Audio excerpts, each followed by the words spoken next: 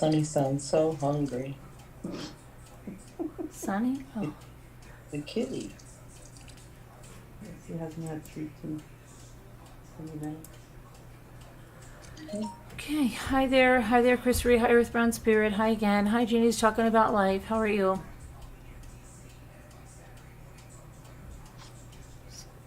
Get this out of the way, get this. After this, we're going to also go through some more of that appeal stuff for Scott Peterson and go through some of the stuff that they're saying, because it is coming up and seeing what's going on there. But we've got a lot to talk about in the true crime stuff that's going on, plus those trial updates. And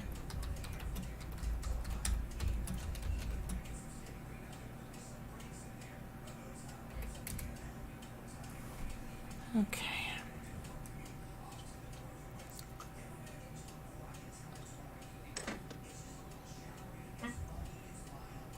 Where is our...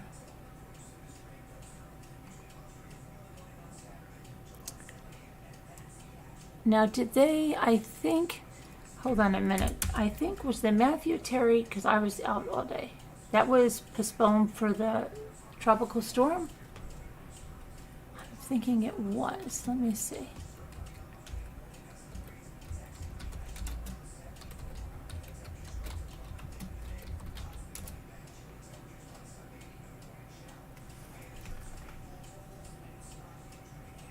Let me see.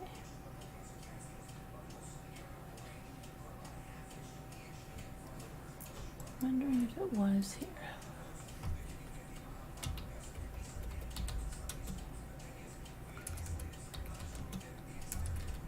Does anybody know if anybody was here watching? I think it was. I know the judge said that they were going to see what happened on Thursday. Hey, Flabby Abby. It wasn't on today that I found anything. That's what I'm thinking. Okay. All right, so let's go to Lucy Letby then.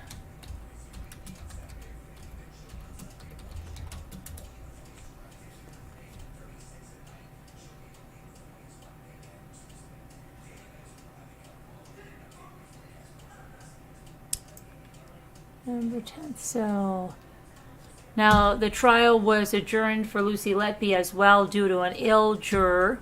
So off on two of those. Let's see what happened there.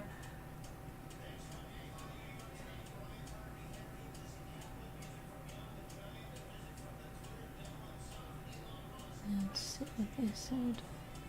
It's in its fifth week. Lucy Letby trial's in its fifth week. And it was adjourned on November 10th due to an ill juror. So we don't have much going on there. But let's talk about Alex Jones, because he just got told he's got to pay some big bucks to people that he said everything was a conspiracy, what happened in the Sandy Hook massacre that didn't occur. And him up here.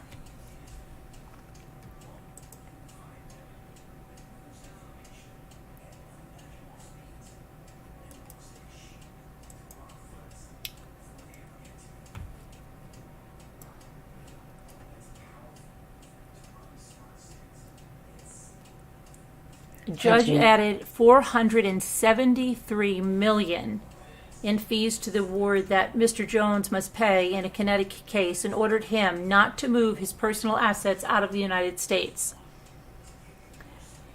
The InfoWars conspiracy broadcaster Alex Jones must pay the families of 8 Sandy Hook shooting victims an additional $473 million in punitive damages for defaming them. That's what the judge ruled in Connecticut today, Thursday, bringing the total damages to almost $1.5 billion. Last month, the jury in Waterbury, Connecticut awarded the families and an FBI agent that was implicated in Mr. Jones's false claims, $965 million in compensatory damages. The jury also awarded the families punitive damages in the form of lawyers' fees to be calculated by the judge. The $473 million award on Thursday by Judge Barbara N. Bellis of Connecticut's Superior Court represents those damages. Earlier this year, a judge in Texas ordered Mr. Jones to pay the parents of another Sandy Hook victim $50 million in the first of 3 trials to determine the damages that he owes. Judge Bellis also essentially froze Mr. Jones's personal assets, issuing an order saying that he was not to transfer, encumber, dispose, or move his assets out of the United States until further order of the court. Hearing on the matter is scheduled for December 2nd.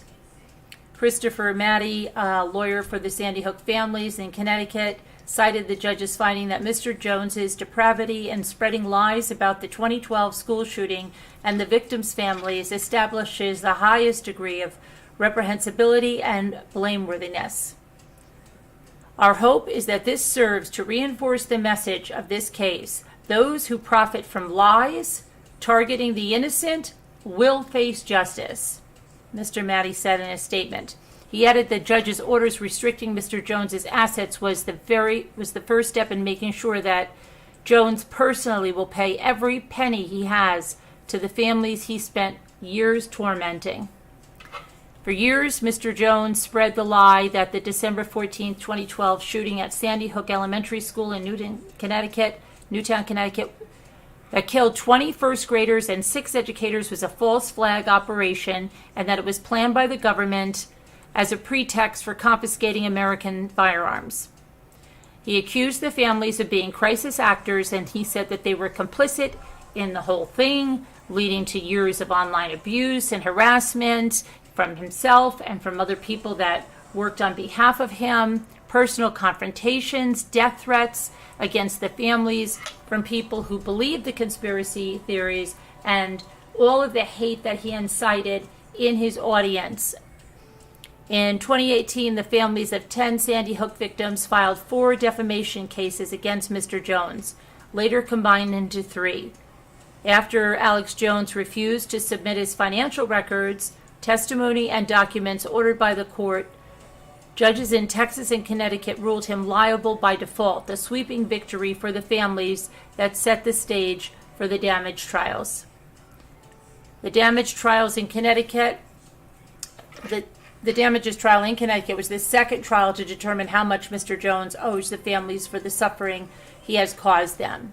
In the first trial that was in Texas this past summer, Mr. Jones was ordered to pay Scarlett Lewis and Neil Heslin, whose son Jesse Lewis died at Sandy Hook, just about $50 million in compensatory and punitive damages. A third trial in the Texas lawsuit is filed by Leonard Posner and Veronica De La Rosa, whose son Noah Posner was killed at Sandy Hook, and that has not yet been scheduled. Mr. Jones earns revenues of more than $50 million annually by selling diet supplements, survivalist gear, quack cures on his radio and online InfoWars show. The Connecticut lawyers demonstrated in court that Mr. Jones was aware of and tracking how his audience and product sales surged when he spread lies about Sandy Hook and other things. So this is something he did.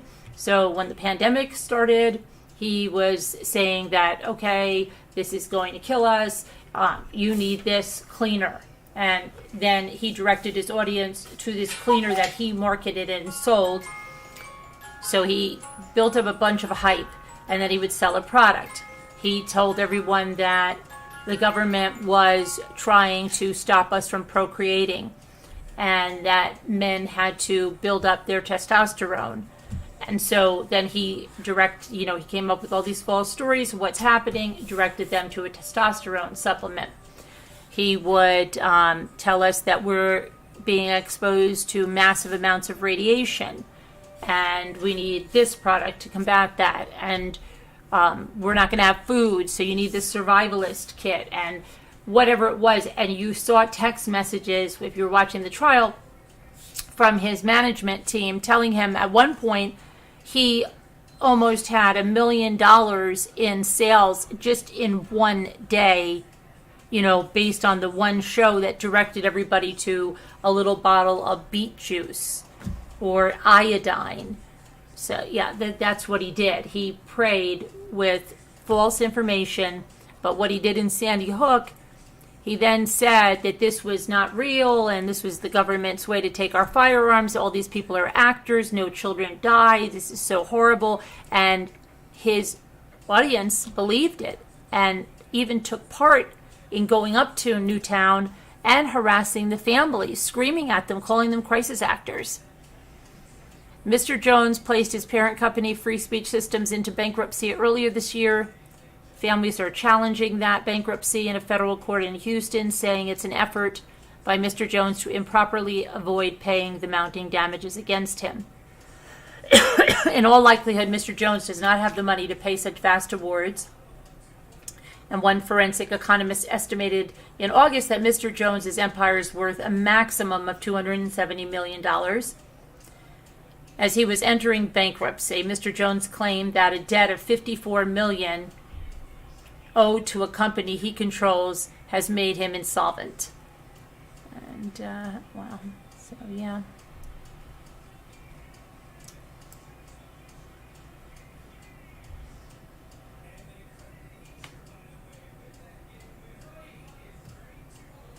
I have to, let me see if I'm doing it. Just hang on 1 second. To get to document I need for my daughter. Oh, shoot, I'm on. Hold on, I'm just trying to get. I need to pull something up here. Come on, computer.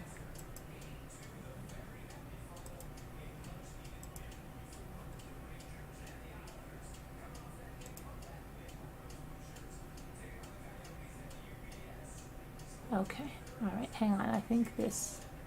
Let me just check. I'm trying to get into my password here. I changed everything. It wasn't supposed to change all my passwords, but it's for some reason it did, even though everything was saved. So, okay, that. Let me see. Try this one.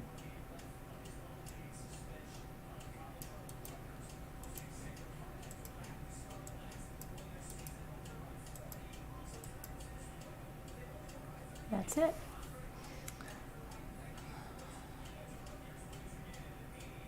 Where's this? Okay, we're going to look at that later in a minute. Okay. So let's go to Debbie Collier because her daughter provided some new information about her mom. Said that her mother gave away belongings before her mysterious death. Amanda Bearden, who's 36, she's the daughter of Debbie Collier, and Debbie Collier is the Georgia woman who was found mysteriously deceased by a remote ravine back in September. She says she thinks her mother may have taken her own life, even though the authorities, investigators are treating it as a homicide.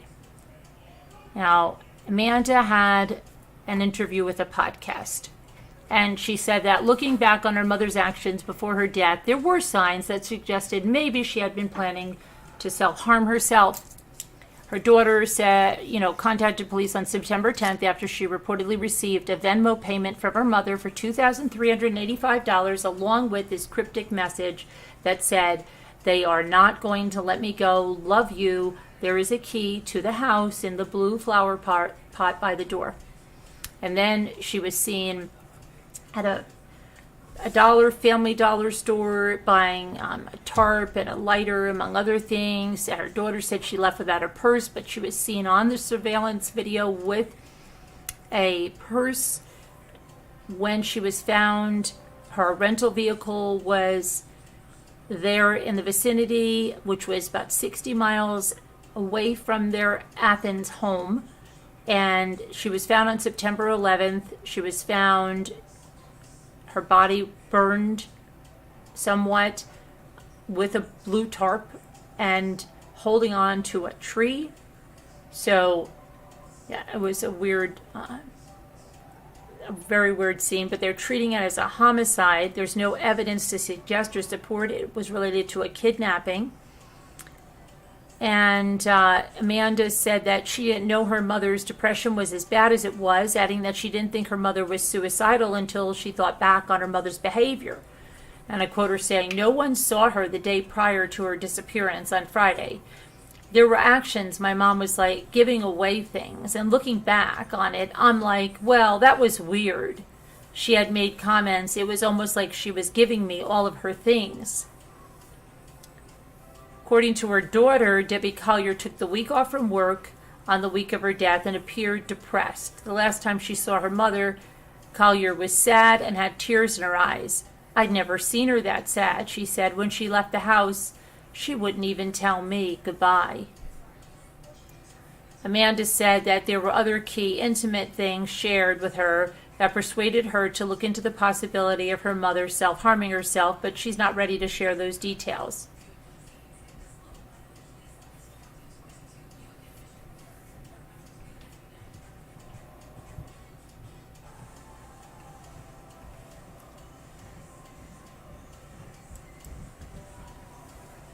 Let me just do this really quickly.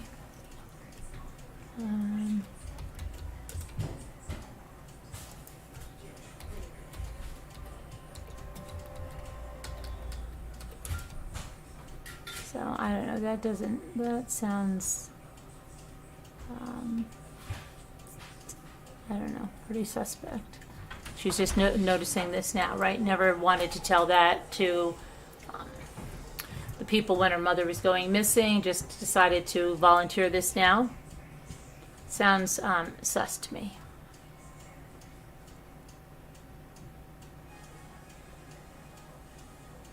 Okay.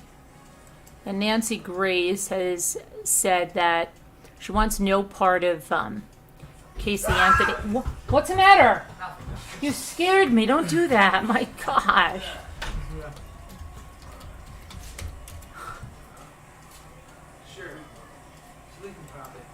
Would you get scared? Would you get scared by something in the basement?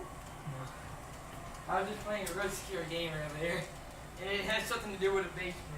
And he got scared? So I got scared, yeah. Okay. Oh my gosh.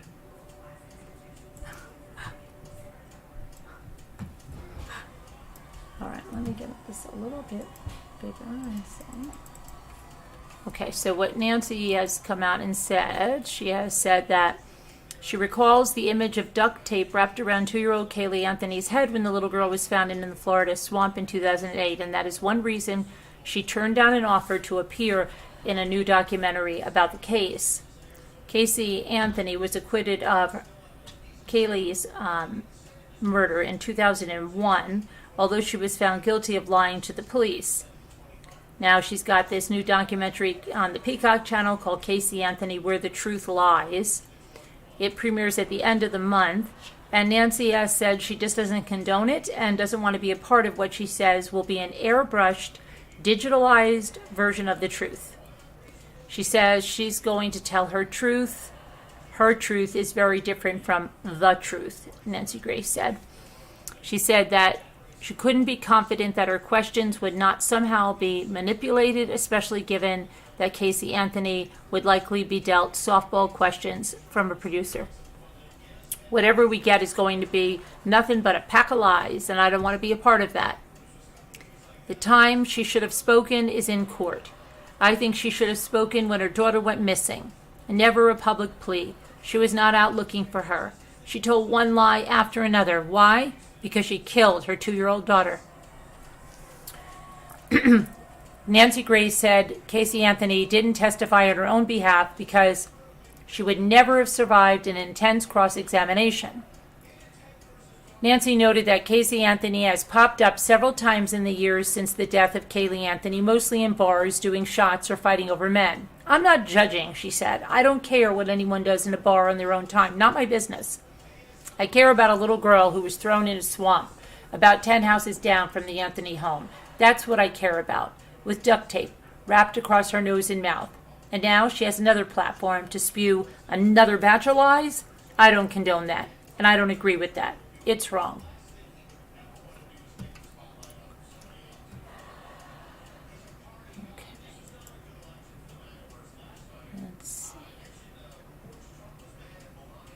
Makes you sick, yeah, Debbie L. Mm-hmm. 1 second.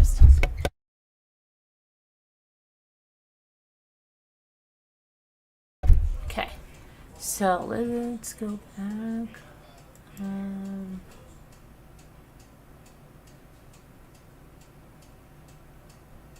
Did Alex and say go to the let's go to the death.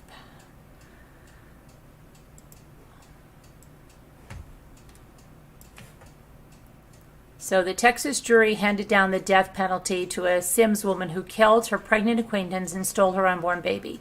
Taylor Renee Parker, 29, also known as Taylor Way Casey, and Taylor Morton, was indicted by a grand jury last year for capital murder in connection with the death of the unborn baby girl Braxlyn Sage Hancock. Parker was already facing a capital murder charge in connection with the death of an acquaintance, Reagan Hancock, that's the mother of Braxlyn, as well as a kidnapping charge.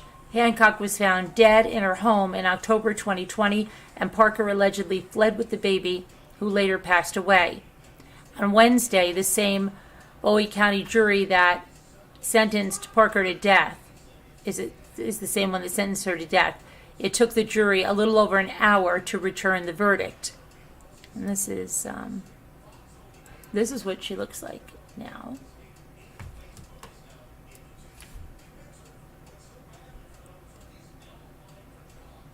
During opening statements in September, the Assistant District Attorney Kelly Crisp told the jury that Parker not only wanted a baby, but she also took desperate measures because she didn't want her boyfriend to leave her. She used a fake belly to disguise herself, to make herself look pregnant. She went to fraudulent ultrasounds, and she posted all about this on her Facebook and social media. She even had a gender reveal party. It was crazy. Quite a calculated scheme. The prosecutor said, "How did we get here? How did we get this far? She's an actress of the highest order. The lies and fraud go on and on. The layers of fraud are staggering.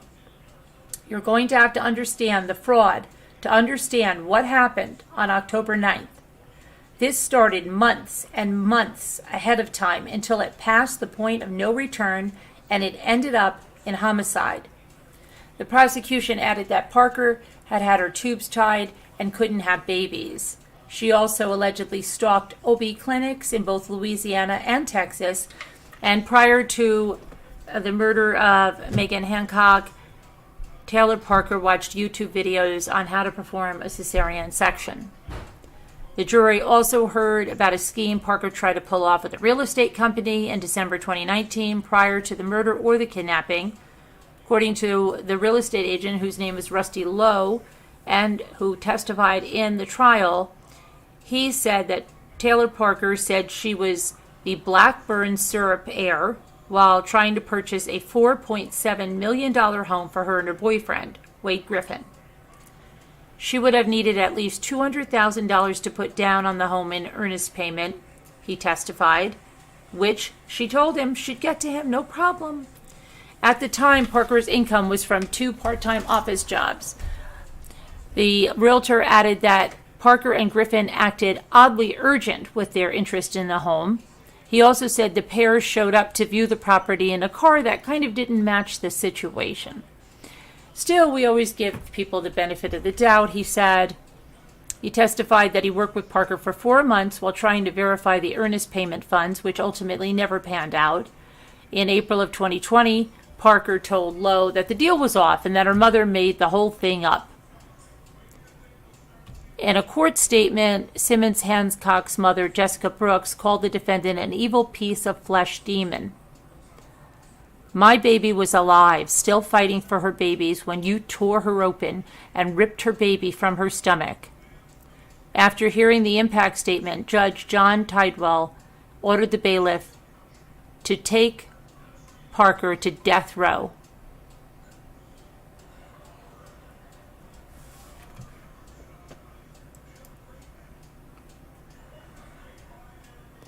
So, yeah.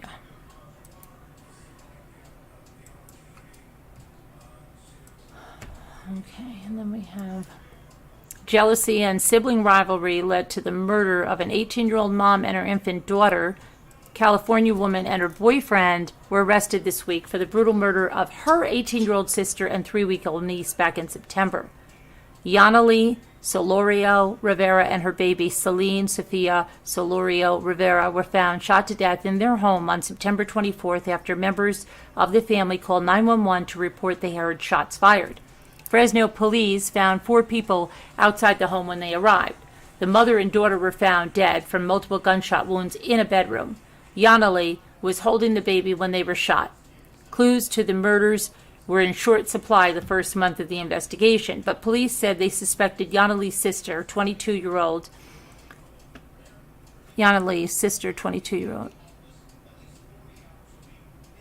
They have her wrong name here. And her 25-year-old gang member boyfriend, Martin Arroyo Morales. They suspected them early on. Earlier this week, they said they found additional pieces of evidence near the home and released a video of a person of interest in the killings. Later in the week, police say they got a positive ID on the man, Martin Arroyo Morales. And that's when the lies started to unravel, the Fresno police chief, Paco Valderrama said. Valderrama said that Yaneli Solaria Rivera and Arroyo Morales confessed to the murders. Okay, so let me just get this. They have something wrong here, and they have the wrong name in here. Let me get the right name, because this is not the right name for this whole article. Is totally wrong on this. It's not the right name, so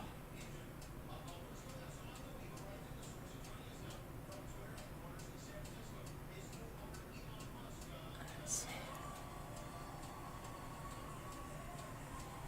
Why are they? Okay, Yaneli is the one that was murdered. I don't know why they're putting that in here. Something's wrong here. Yaneli and newborn daughter. Okay. Yaneli's boyfriend, 26-year-old Martin, was also arrested and charged.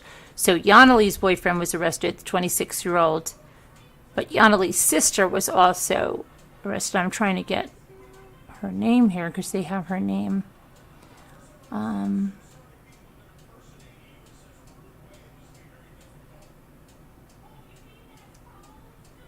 Putting her name down right. Okay, so anyway, Yaneli's boyfriend, 26-year-old Martin Arroyo Morales, was also arrested and charged with 2 counts of premeditated murder in connection with the shooting. Police have described Martin Arroyo Morales as a validated gang member. We can now say with complete certainty that we have those responsible for this homicide in custody, said the Fresno police chief, Paco Valderrama. According to a press release from the department, officers from the Southwest Policing District at approximately 7:20 a.m. on September 24th responded to an emergency call about multiple gunshots being fired inside a residence at the 2500 block of South Fruit Avenue. Upon arriving on the scene, first responders discovered that Yaneli and Celine, the 3-month-old, were inside the bedroom unresponsive and suffering from gunshot wounds to the upper body. Unfortunately, both were unable to survive their injuries and were pronounced deceased on the scene by the EMS. Chief Valderrama said that the new mother was asleep and holding her infant daughter at the time they were shot in a premeditated and intricately planned killing. The murder scene was dramatic for all officers, detectives, EMS personnel, and crime scene technicians who responded to the scene. The crime scene left us all feeling perplexed and very angry, asking ourselves who would do something like this, 3-week-old daughter, who would murder an 18-year-old mother and her 3-week-old daughter while they slept. Early in the investigation, authorities had suspicions that Yaneli and her boyfriend had something to do with the double homicide, but were unable to collect sufficient evidence for an arrest. Following the arrest, both suspects allegedly confessed to murders. Now, this is crazy. What? They have to have these names wrong. They're putting both the victim and the sister as Yaneli. And I'm checking multiple sources. This is Yanali.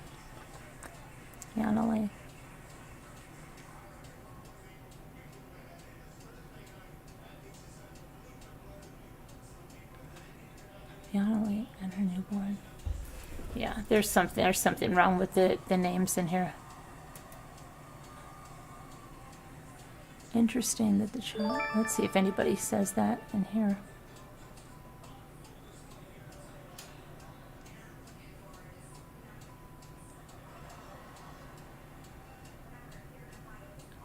Anyway, they have everybody in custody no matter what their name is. The Fresno County District Attorney Lisa A. Smitkham also spoke at the press conference and confirmed that the murder charges against both suspects will be filed with special circumstances for multiple victims, meaning that the prosecutors may be able to seek the death penalty. With special circumstances, murder brings the opportunity for the very significant penalties. In this case, the special circumstances, murder brings about the penalty of life without the possibility of parole or the potential of the death penalty. Those decisions will be made as the case progresses through the court system. Both suspects were arrested and booked into the Fresno County Jail, where they will be held on $2 million bond. They'll be arraigned in County Superior Court. Yeah, this is all really wacky. I'm thinking that. Let me see if this, check this article for their names. So crazy. Is it yellow? Okay. Okay, this is the most strange thing I've ever seen. They're saying that the 22-year-old with the boyfriend, Martin Arroyo Morales, her name is Yanali Solorio Rivera. And they're saying that the 18-year-old that was killed is named Yanali Solorio Rivera. On multiple sources.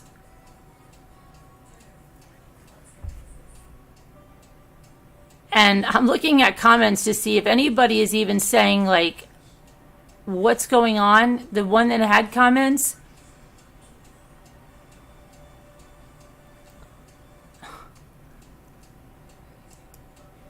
check this third.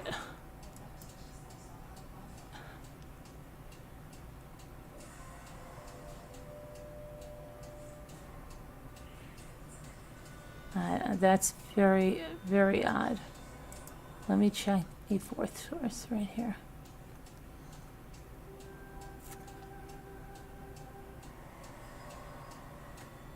Yep. They even say his girlfriend. Oh, wait a second. Now that you're okay. Hold on a minute. Her name is Yanali. So it's an R versus an N. Everything else is the same. Okay, now that makes sense. So the girlfriend that killed is Ureli, and the sister that died is Yanali. There we go. We got it now. Wow, those names are extremely close, and especially in print, they look almost identical. Now we've got it. Now we've got it. Okay. Now I think. Thank you, Tammy. Thank you, Tammy. Appreciate that. Okay, let's go back to where we were.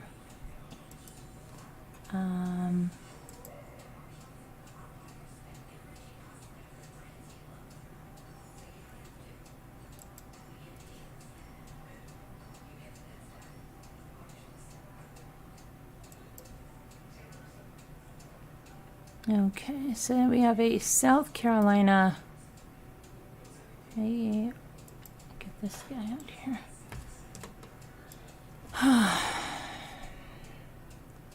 Police arrested a man after the bodies of the missing woman and a newborn were reportedly discovered in a home on Wednesday. Greenville police responded to a home in Marietta after receiving a 911 call about a missing woman. Once there, deputies discovered the bodies of the missing woman and her baby. Tyler Wilkins, 21, was arrested for failing to provide medical care for the baby, who police describe as a recently born fetus. Officials have not publicly identified the deceased woman. It's unclear how Wilkins is linked to the woman. It's a developing story, so we'll have to see more later. It's a horrible story, but see now. Come on.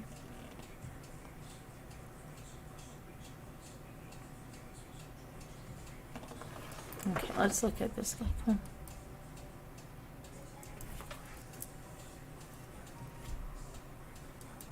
I'll take my vitamins in a minute.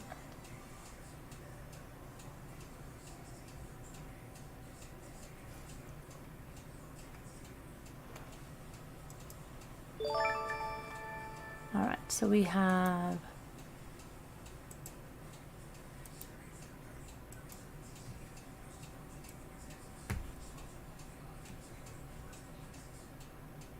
come on. Jury on Thursday found that Academy Award winning filmmaker Paul Haggis is liable for $7.5 million in damages to a woman who accused him of R-ing her after a party back in 2013. Jurors also determined that Haggis should be responsible for punitive damages, but the amount will be decided later. Publicist Haley Brees, 36, accused the 69-year-old writer of Million Dollar Baby and Crash of taking her back to his New York apartment for a drink after a screening party and forced her to perform some sex, and then he R'd her. Haggis denied the accusations and said that Brees initiated their entirely consensual encounter, although he said he didn't recall if they had any intimate relations. I think I was getting a ride home, Brees told the jury during the trial. I agreed to have a drink. What happened never should have happened, and it had nothing to do with me and everything to do with him and his actions. 4 other women testified to unwelcome behavior, including R in one case dating back to 1996. None of those women took legal action. Brees said she took action after Haggis publicly condemned disgraced mogul Harvey Weinstein, who has been convicted of SA in New York and is on trial in Los Angeles. This man R'd me and is presenting himself as a champion of women to the world? Haggis told the jurors he just didn't know why anyone would lie about things like this. His defense also suggested that the Church of Scientology, Haggis was a longtime adherent until his public split in 2009, may be behind the accusations. There was no evidence presented that Brees had any connection with the Church of Scientology, which her attorneys called a shameful and supported conspiracy theory. Haggis's attorney, Priya Chaudhry, nevertheless told jurors that there were the footprints, though maybe not the fingerprints, of Scientology's involvement here. The Church of Scientology has issued a statement that called the idea abuse and patently false. Haggis directed and co-produced Million Dollar Baby and Crash, which won Best Picture Oscar in 2004 and 2005. He won the screenwriting Oscar for Crash.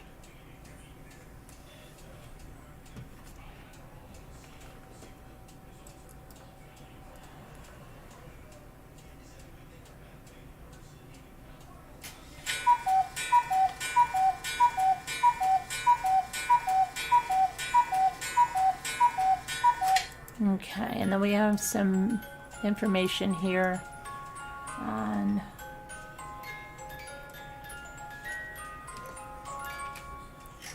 Caitlin Armstrong.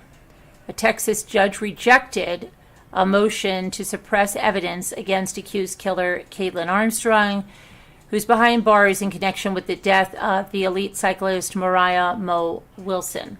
I'm just going to make this a little bit better.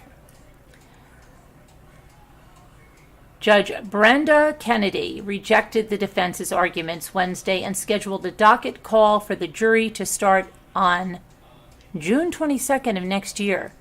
Armstrong's law team previously pushed to squash interviews between the defendant and investigators with claims that warrants obtained against Armstrong were factual errors and incorrect assertions. There was no evidence of any intentional disregard for the truth, Kennedy said.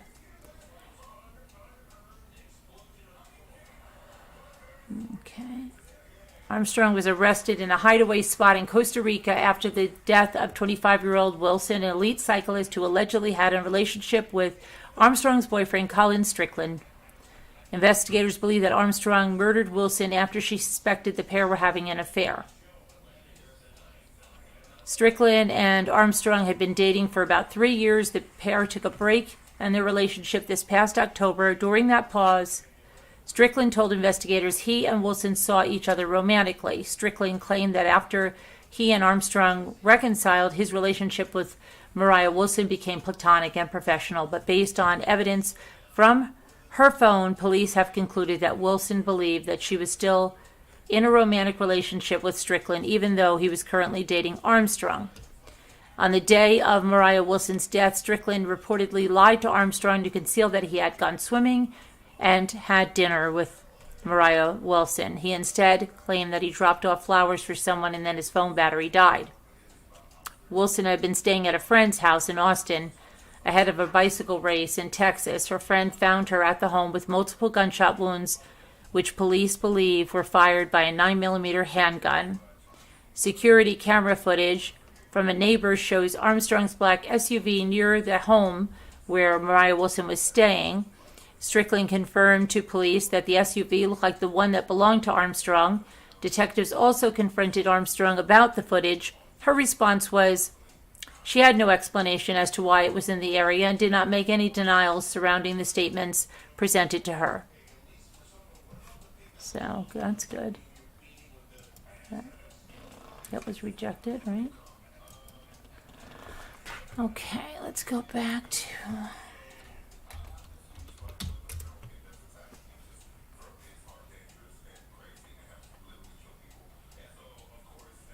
got to Alex, I got to that. Our 2 trials were adjourned.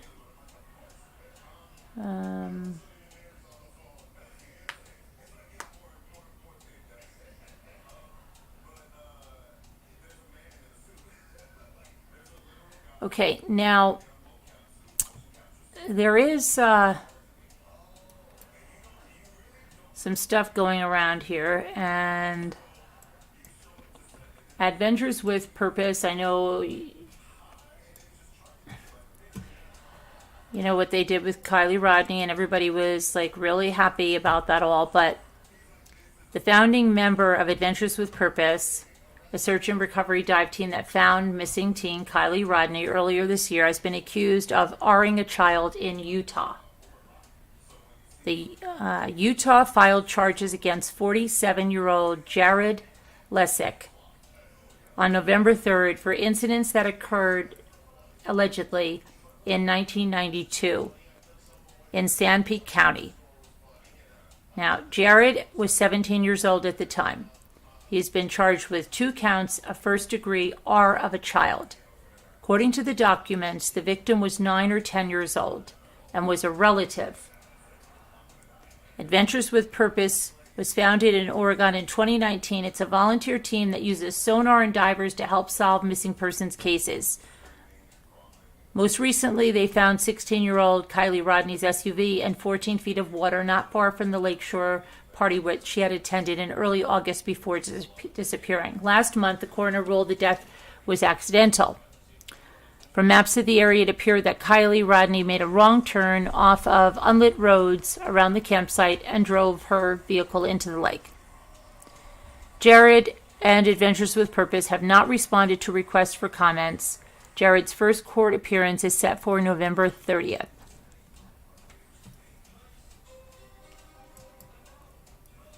Okay.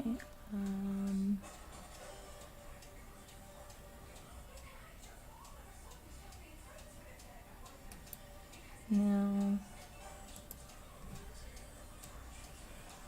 here we have a woman from Georgia, Jenna Van Gelderen. She's an autistic woman who mysteriously vanished 5 years ago. And her family hopes that a renewed interest in her case will bring answers. Jenna, who was 25 when she disappeared, has been missing since August 19th, 2017. And since then, her cell phone and debit card activity has stopped completely, and no one has seen or heard from her. Jenna was at her mother's Druid Hills home on the day in question, babysitting an elderly cat. Jenna's brother, Will Van Gelderen, stopped by the home and found the television on, but no one was home. After she was reported missing, police noted that a 5-foot Egyptian tapestry, was missing from the living room wall, but her cell phone charger, shoes, and bag was left behind. Okay, I think we can probably guess where that tapestry went, right? Although the tapestry had sentimental value, it was not an expensive piece, which made her family question why it was missing. Around 3 weeks later, Jenna's blue 2010 Mazda 6 was found abandoned on DeFore's Place in Atlanta. Another phone that belonged to Jenna that her family was initially unaware of was traced to Fairburn, Georgia. Jenna's last outgoing call was to a friend in South Carolina. The friend told police Jenna said she was going to lie down at 2 a.m. and they never heard from her again. Let's see. And Jenna's brother accessed her phone records and found a private Google chat between Jenna and an unknown person that took place the night she vanished. The unknown person was reportedly pushing Jenna to leave the home that night, her brother said.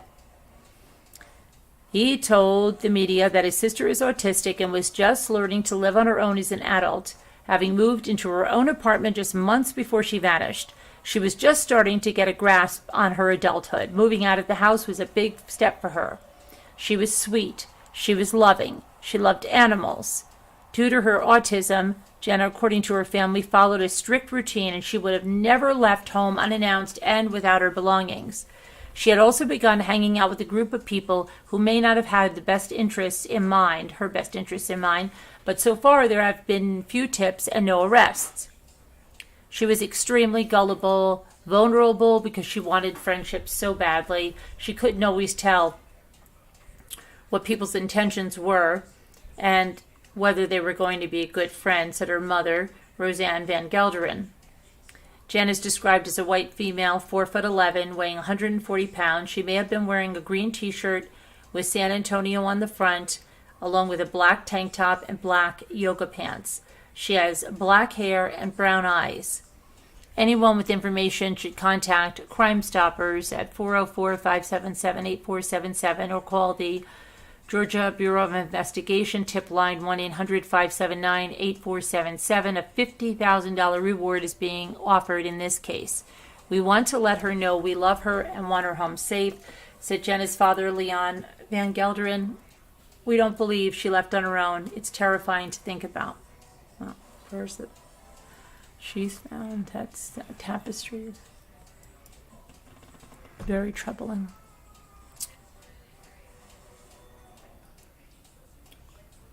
Okay, now.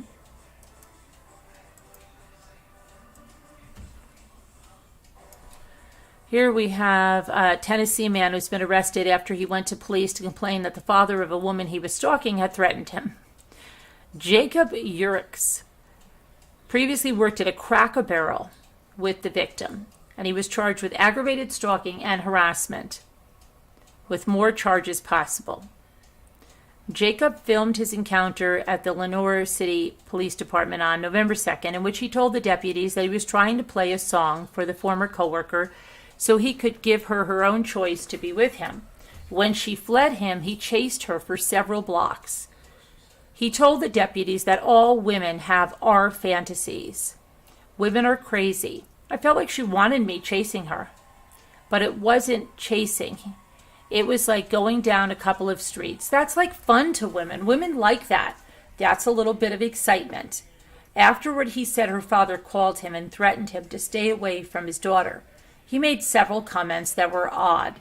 Police Chief Don White said some things like women fantasize about and being stalked, and some things, several other comments that were just very inappropriate.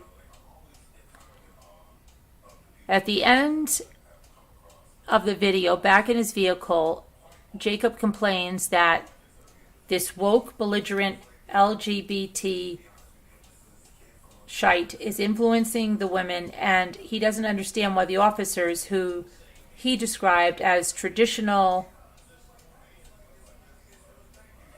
I don't know what this word might be.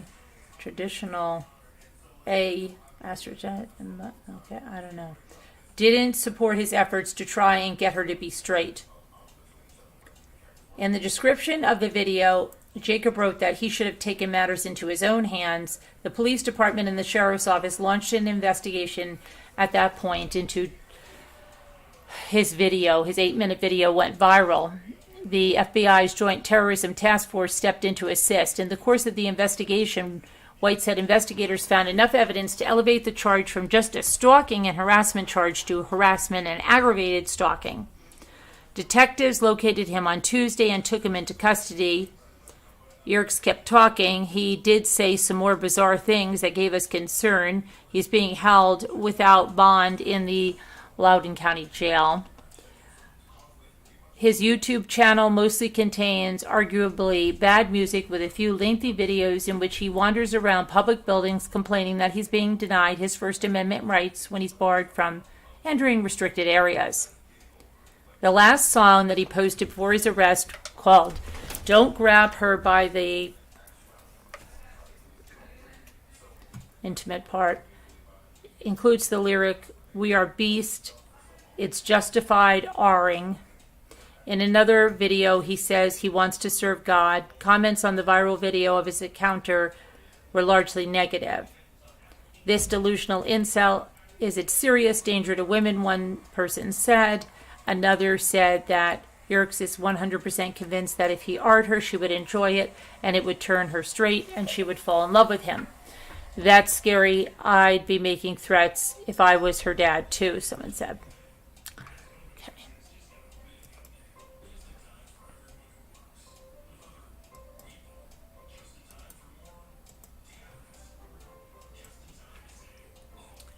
There's an Amber Alert here. Colorado Bureau of Investigation has issued an Amber Alert for an 11-month-old boy believed to be abducted by his father. Carolyn, I'm sorry to interrupt you. I apologize. Jeanette is upset about yesterday, and there's a lot of comments in the chat, and I'm not really sure what to do. I'm the only mod here, and I'm new, and Okay. I thought it was handled. So yesterday, Oh yeah, we'll take care of that later. I'm going to just go through this right now because we're going to almost be going to the next video. So, Anwar Rhodes, 39, is described as 5'11", with brown hair and brown eyes. A flyer was sent out by Denver police and describes Rhodes as bald, although he has a full head of hair in photographs provided. That's great. The baby, Riot Garner, has brown hair and brown eyes. Police said Rose is driving a gray 2006 Audi A4 sedan station wagon with duct tape on the front bumper and Colorado license plate ALWH70. Rhodes and the infant were last seen in Denver's North Park Hill neighborhood at around 11:15 a.m. Anyone with information to call Crime Stoppers at 720-913-7867. Tipsters are eligible for a reward of up to $2,000. Okay, let me see now. Now, the 3 Americans that died in Mexico at that Airbnb, they have died. This happened at another place, remember? They died of carbon monoxide poisoning from a faulty boiler. The New Orleans teacher, Cortez Hall, and 2 friends, Candace Florence and Jordan Marshall, both 28, from Virginia Beach, were found dead in their rental unit on October 3rd. The 3 had gone to Mexico City for the Day of the Dead. Neither of the U.S. Embassy nor Mexican officials have released the victims' identities, but family members of all 3 have spoken out about the tragedy. blood tests confirmed that carbon monoxide was the culprit. The office said that security guards at the residential complex in the La Rosita neighborhood noted a strong gas smell, leading investigators to initially suspect gas inhalation. The investigators found a failure in the unit's gas boiler, which released both a gas smell and carbon monoxide, which is a colorless and odorless gas. A spokesperson for the Attorney General's office said that one of the victims was found dead in the bathroom and apparently had attempted to take a shower, which likely activated the boiler. An Airbnb spokesperson confirmed the three friends had rented the unit through their platform. Very sad. It's really sad. You go away on a vacation and that happens. And now let's see. Jeanette, I don't know what's going on, but I'm trying to do the true crime now. And you said you blocked Mike. I don't know what is going on. I'm sorry you're upset. But you can email me and we can talk about it privately. You can come into a Zoom and talk about it, but I'd really like to keep this on the track with the true crime. And we're going to be going to the next video in a minute.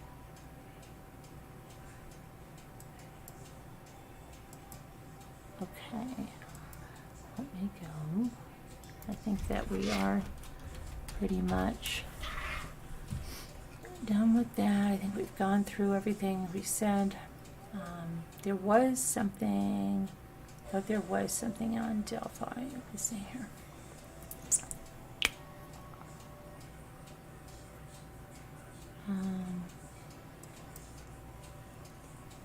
Oh, there's one.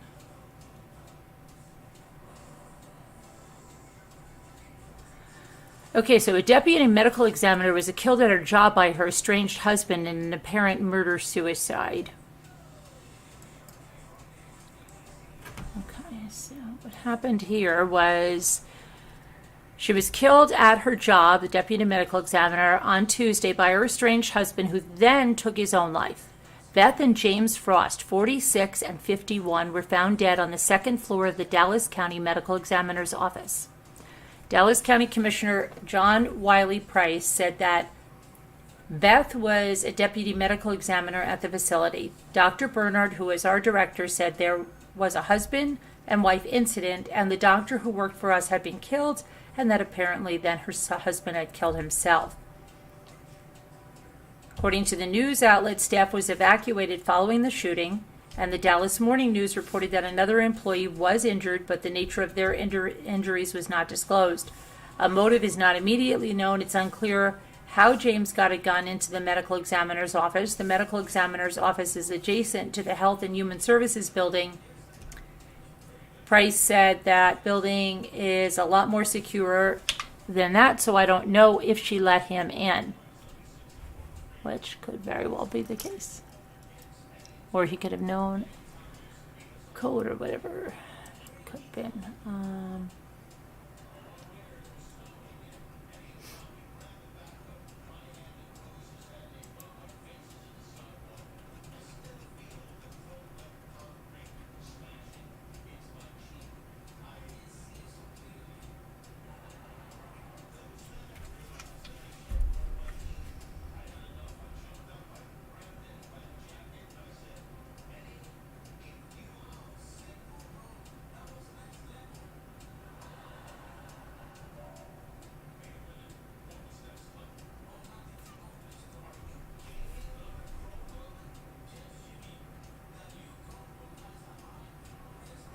Okay. I wonder if this is the same little girl that was...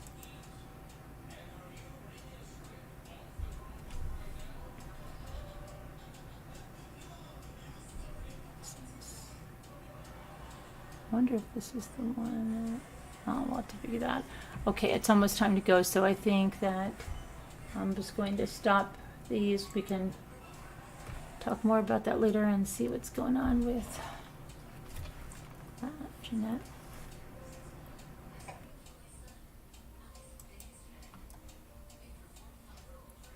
Okay, goodbye, Jeanette. We'll talk about it later. You come into a Zoom or something. You can email me for a link. which is not going to be discussed here. It's not going to do anything here, but just throw us off track. Okay, and let's see. Thank you, Tammy, and thank you, Tammy, for the super chat I didn't see. Thank you very much. I appreciate it. We're going to go. Let me put the redirect for the next one, and.